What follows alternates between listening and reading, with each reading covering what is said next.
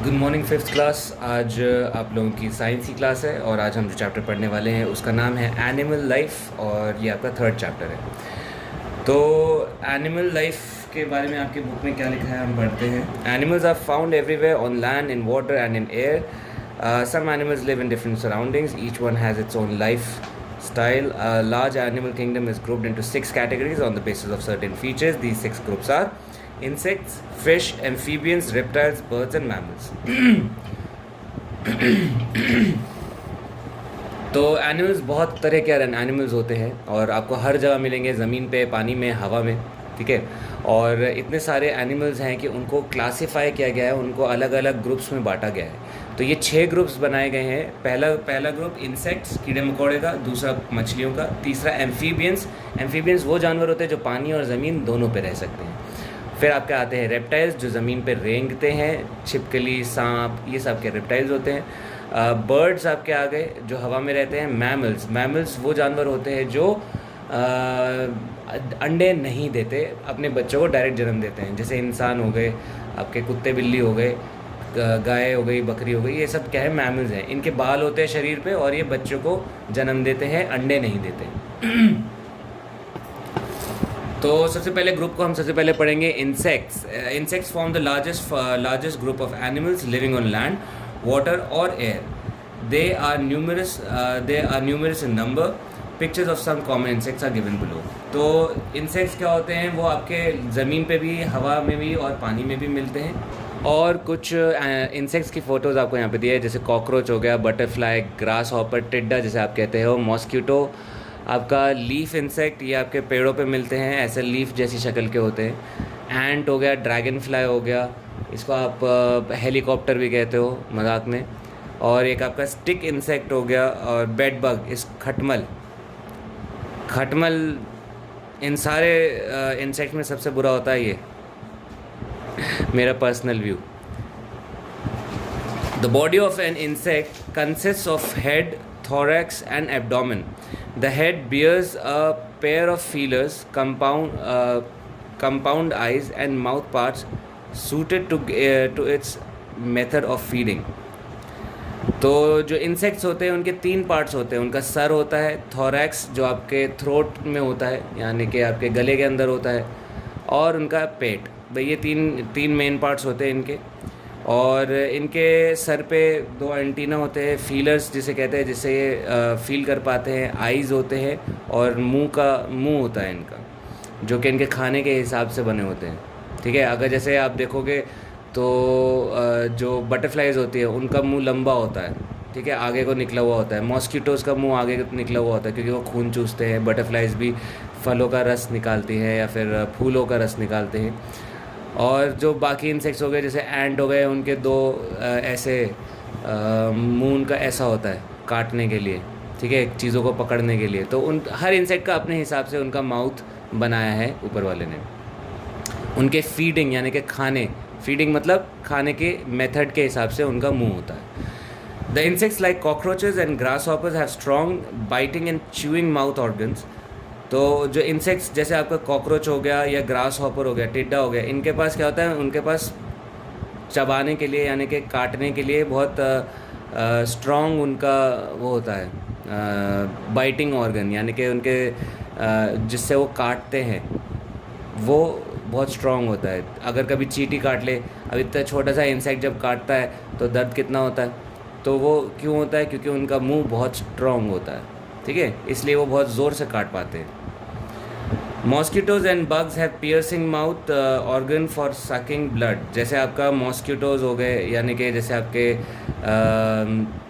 खटमल हो गया या आपका मच्छर हो गए, इनका माउथ कैसा होता है, पियर्सिंग होता है, ऐसा नोकीला है, जैसे नीडल सी बनी होती है इनके मुंह में, ऐसे नीडल होती है।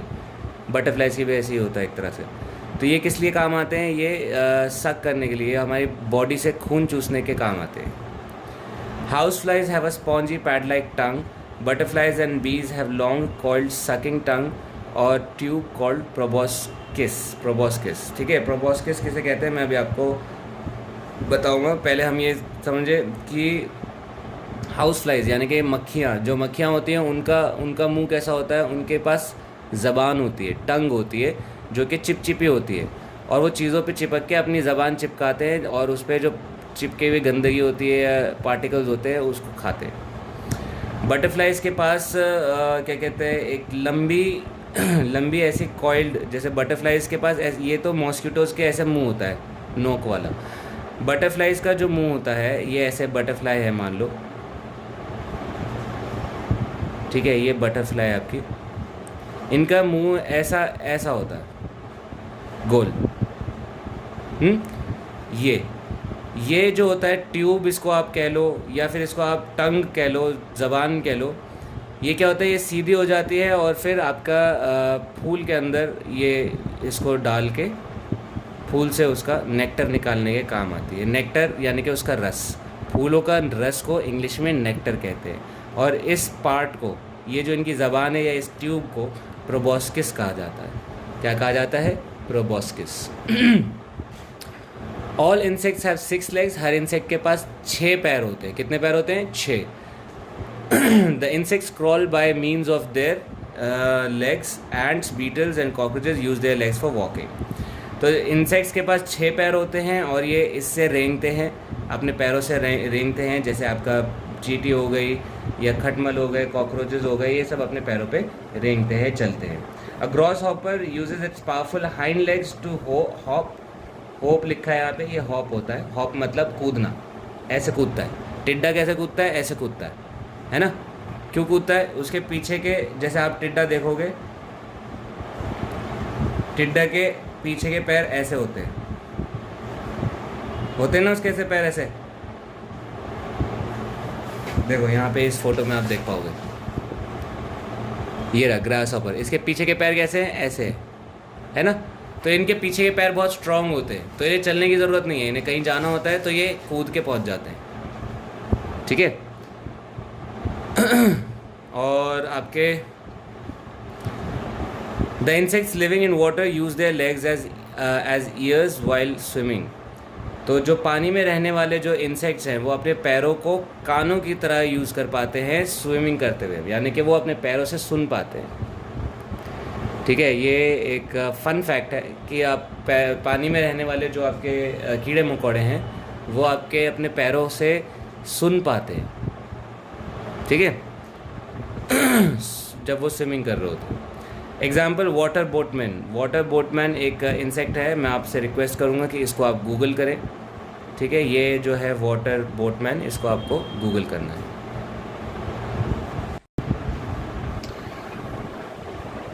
तो इस इंसेक्ट को आप लोग गूगल करेंगे, देखेंगे कैसा होता है। Most insects have wings which help them to fly in the air. Insect like lice, bugs and termites don't have wings, they move by crawling. तो जैसे आपका कुछ इंसेक्ट्स ऐसे होते हैं, ज़्यादातर इंसेक्ट्स के पास पंख होते हैं जिससे वो उड़ पाते हैं, और कुछ इंसेक्ट्स ऐसे होते हैं जैसे आपके बालों में जो जूं होती है, या बेड बग्स हो गए यानी कि आपके खटमल हो गए, टर्माइट्स यानी कि जो आपके लकड़ियों को खाते हैं, क्या कहते हैं उन्हें, जैसे आपका दीमक। तो ये जो इंसेक्ट्स होते हैं इनके पास पंख नहीं होते और ये उड़ नहीं पाते। Insects like butterflies, flies and mosquitoes breathe through their holes in their bodies called spiracles। तो जैसे आपके जो इंसेक्ट्स होते हैं, जैसे कि आपका बटरफ्लाई हो गया, आपके मक्खियाँ हो गई, मॉस्किटोज़ हो गए, इनके पास नाक वगैरह नहीं होते, न गिल्स होते हैं न नाक होते हैं। ये किससे सांस लेते हैं? अपने बॉडी में इनके छोटे छोटे छेद होते हैं जिसको स्पिरेकल्स कहते हैं। क्या कहते हैं? स्पिरेकल्स। इन स्पेरिकल्स से हवा जो है इनकी बॉडी के अंदर घुसती है और फिर वो उससे सांस लेते हैं। Insects pass through a series of stages in their development from an egg to an adult stage. This is called life cycle of metamorphosis.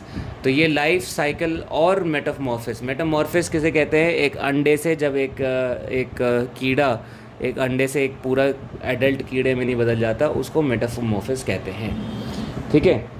तो इसमें 4 स्टेजेस आते हैं। द फर्स्ट स्टेज होता है वो एग होता है, दूसरा स्टेज होता है वो लार्वा बन जाता है, यानी कि कीड़ा जो एक छोटे से कीड़े की तरह बन जाता है। जैसे यहाँ पे आप अपनी बुक में देख पाओगे, ये ऐसा एक छोटा सा ऐसा कीड़ा है जो ऐसे छोटा मोटा होकर चलता है, ठीक है। थर्ड आपका फिर वो प्यूपा बन जाता है, यानी कि वो अपने आसपास जब थोड़ा और बड़ा हो जाएगा तो वो अपने आसपास एक ककून बना लेगा, यानी कि एक कवर बना लेगा और वो उसके अंदर ही रहता है कुछ टाइम तक। ठीक है, कुछ टाइम तक वो इस कवर के अंदर रहता है और फिर जब वो ककून खुलता है तो फिर वो इंसेक्ट आपका, जैसे ये ककून को फाड़ के आपका बटरफ्लाई बाहर निकलता है, पूरा जो बटरफ्लाई है वो बन के बाहर निकलता है। फिर ये बटरफ्लाई आगे जाके एक और अंडा देता है, फिर वो अंडा ऐसी ये लाइफ साइकिल चलती रहती है। ठीक है, तो the 4 stages in the life cycle of an insect are egg, दूसरा है लार्वा, तीसरा फिर वो प्यूपा बन जाता है और चौथा एडल्ट इंसेक्ट बन के निकलता है। Insects such as butterfly, mosquitoes and moths undergo all these 4 stages in their life cycle. तो ये जो बटरफ्लाई हो गया, मॉस्किटो हो गया, मॉथ हो गया, ये सब अपने इन 4 स्टेजेस से गुजरते हैं। Have you seen a wingless cockroach in your kitchen? It is not a wingless cockroach but the young one of an adult cockroach. It is called a nymph. Insects like cockroach, grasshoppers and termites do not undergo all the stages during their development from the egg. The egg hatches into a nymph. The nymph grows directly into a adult. अगर आपने कभी cockroach देखे होंगे, कुछ छोटे छोटे cockroach होते हैं जिनके पंख नहीं होते, तो वो कॉकरोच बिना पंख वाले कॉकरोच नहीं होते। वो कॉकरोच क्या होते हैं, वो बच्चे होते हैं कॉकरोच के, जिसको हम निम्फ कहते हैं। क्या कहते हैं? NYMPH, nymph. ठीक है, तो ये क्या होता है, कॉकरोच हो गया आपका कॉकरोच हो गया, आपके बेड बग्स हो गए यानी कि खटमल हो गए, और ग्रास हॉपर हो गया या दीमक हो गए, ये सब जो हैं ये कुछ ऐसे इंसेक्ट्स हैं जो चारों लाइफ साइकिल से नहीं जाते, मेटामॉर्फिस पूरा नहीं होता उनका। वो क्या करते हैं, एग से बच्चा निकलता है, बच्चे से कॉकरोच बन जाता है, कॉकून नहीं बनता। ठीक है, तो बिना कॉकून बने वो एडल्ट बन जाता है, उनके पंख निकल आते हैं। तो बस ये आपका इंसेक्ट्स के बारे में इतना ही था। अगर आप के पास थोड़ा भी टाइम निकले पढ़ाई के लिए तो आप एक काम करेंगे, प्लीज़ आप मेटामॉर्फिस ये टाइप करेंगे यूट्यूब पे और इसको आप चेक करेंगे। बटरफ्लाई का मतलब बच्चा एग कैसे निकलता है, फिर वो कैसे एक लार्वा बनता है, फिर लार्वा कैसे कॉकून बनता है, कॉकून से कैसे एडल्ट बटरफ्लाई निकलता है, ये आप अपनी यूट्यूब की वीडियो पे आप देखेंगे। अगर आपको नहीं मिलती है तो आप मुझसे पूछेंगे तो मैं आपको बताऊंगा कि आप इसको कहाँ आप ढूंढ सकते हैं। A fish has a boat shaped like body. Fish, अब हम फिश के बारे में पढ़ेंगे। ठीक है, तो ये एनिमल्स का दूसरा ग्रुप है। पहला इंसेक्ट पढ़ लिया हमने, अब हम फिश के बारे में पढ़ेंगे। तो फिश क्या होती है, बोट जैसी बॉडी होती है इनकी, एक नाव जैसी बॉडी होती है। It has head, body, tail and wide mouth with movable lower jaw. तो इनके पास क्या क्या होता है, हेड होता है, इनका सर होता है, बॉडी होती है, एक पूंछ होती है और एक वाइड माउथ होता है, मुंह इनका बहुत बड़ा होता है, जिसमें ये ऊपर का पार्ट नहीं हिलता है, सिर्फ नीचे का पार्ट हिलता है। देखा होगा आपने, ये सिर्फ नीचे का पार्ट इनका ऐसे ऐसे ऐसे होता रहता है, मुंह बंद खुलता है इनका, बंद होता है खुलता है। It swims with the help of fins. आपने ये जो इनके मछलियों के आपने ये बनाते हो ये पर, इसको फिन्स कहते हैं। इन फिन्स की मदद से ये तैर पाते हैं। ठीक है, इनके पास 2 आँखें होती हैं। It breathes with the help of gills. अगर आप यहाँ पे अपनी फ़ोटो में देखोगे, ये जो लाल कलर का आपको दिख रहा है, ये ज़रूरी नहीं है हर मछली का लाल हो, लेकिन ये जो आपका पार्ट होता है इसको गिल्स कहते हैं। ये ऐसे खुलता बंद होता है, ऐसे खुलता है बंद होता है। इसके अंदर पानी घुसता है और पानी के अंदर जो हवा होती है जिसमें ऑक्सीजन होती है, वो ऑक्सीजन अलग करके ये फ़िश को दे देता है और बाकी का पानी जो वेस्ट पानी है वो बाहर निकाल देता है। तो ये काम जो है आपके गिल्स से होता है और गिल्स से मछलियाँ सांस ले पाती हैं। Fish take water through its mouth, fish जो है अपने माउथ से पानी अंदर लेती है, और as the water passes through the gills the oxygen dissolved in water is absorbed and the carbon dioxide is given out। ठीक है, तो जो पानी के अंदर जो ऑक्सीजन मिक्सड होती है वो हमको मिल जाती है, हाँ मतलब मछलियाँ सांस ले पाती हैं। ठीक है, तो मुंह से पानी जाता है अंदर, पानी के अंदर जो ऑक्सीजन होता है वो ऑक्सीजन हमारी गिल्स जो होती हैं वो अंदर रहने देते हैं, और जो कार्बन डाइऑक्साइड होती है उसको इन गिल से बाहर निकाल देती है मछलियाँ। ठीक है, Gills are red in color due to abundant blood supply, and fish are covered with layer of flexible overlapping scales reproduced by laying eggs. तो गिल्स जो होते हैं वो लाल रंग के होते हैं ज़्यादातर, क्योंकि इनमें खून की सप्लाई ज़्यादा होती है, ठीक है।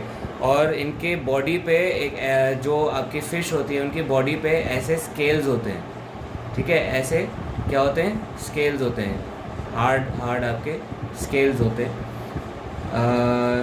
लेयर ये फ्लेक्सिबल होते हैं, एक के ऊपर एक लगे होते हैं, और ये रिप्रोड्यूस करते हैं। जो फिशेस होती हैं वो रिप्रोड्यूस करते हैं अंडे दे के, ठीक है।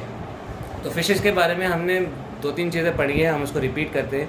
इनका एक सर होता है, हेड होता है, बॉडी होती है और एक टेल होती है। ये अपने इनके जबड़े होते हैं नीचे वाले, सिर्फ इसी को हिला पाते हैं, इनको मूव करते हैं जिससे खाना खाते हैं। इनकी 2 आँखें होती हैं और पेयर ऑफ फिन्स होते हैं जो कि गिल्स के पीछे होते हैं, जिससे वो तैर पाते हैं। फ़िश के जो गिल्स होते हैं वो उससे ऑक्सीजन, पानी में घुला हुआ जो ऑक्सीजन होता है वो बॉडी में ले लेते हैं, और जो बॉडी से जो कार्बन डाइऑक्साइड बाहर निकलती है वो गिल्स के थ्रू बाहर निकलती है इनके, ठीक है। ये जो गिल्स है इससे सांस ले पाते हैं।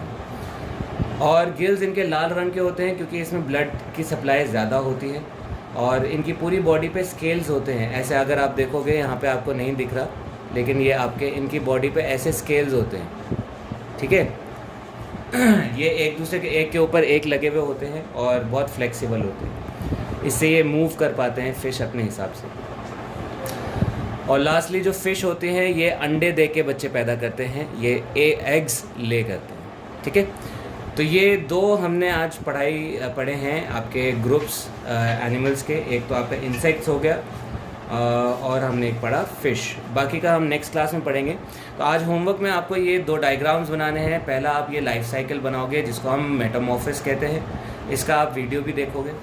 दूसरा आप life cycle of a cockroach अपनी कॉपीज़ में बनाओगे, ठीक है। इसको यहाँ पे निम्फ और कैसे वो एडल्ट कॉकरोच बनता है, ठीक है। और बस आप आज और आप ये बनाओगे अपनी कॉपी में, फ़िश का आप स्ट्रक्चर बनाओगे जिसमें आप ये दिखाओगे कि वाटर अंदर जाता है, गिल्स काम करते हैं और वाटर गिल्स से बाहर निकलता है। ये आपका फिन्स है, ये फिन है आपका, इधर लिखोगे आप फिन्स, ठीक है।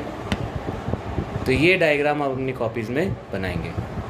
तो आई होप आप लोगों को ये क्लास समझ में आई होगी। प्लस आप लोगों से रिक्वेस्ट है कि आप अपनी बुक्स में रीडिंग करते रहें, क्योंकि आप लोगों की रीडिंग कमज़ोर होती जा रही है। आप लोगों से रीडिंग नहीं, जब मैंने लास्ट क्लास ली थी तो आप लोग रीड नहीं कर पा रहे थे।